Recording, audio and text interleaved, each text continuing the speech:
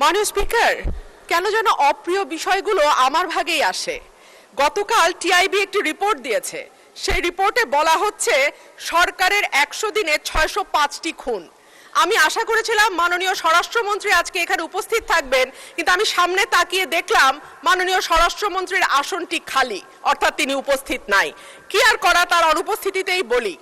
সরকারের প্রথম 100 দিনে দেশে হত্যা, অপহরণ সহ বিভিন্ন অপরাধে উদ্বেগজনক হারে ঘটেছে বলে দাবি করছে ট্রান্সপারেন্সি ইন্টারন্যাশনাল বাংলাদেশ। এই সময় দেশে 605টি খুন, 196টি অপহরণের ঘটনা ঘটেছে বলে জানায় সংস্থাটি। প্রতিবেদনে দেয়া পরিসংখ্যানে দেখা যায় মার্চ ও এপ্রিল মাসে মোট 605টি খুন, 294টি ছিনতাই, 90টি ডাকাতি, 196টি অপহরণের ঘটনা ঘটেছে। একই সময় পুলিশের উপর হামলার ঘটনা ঘটেছে 129টি, চুরির ঘটনা 2214টি।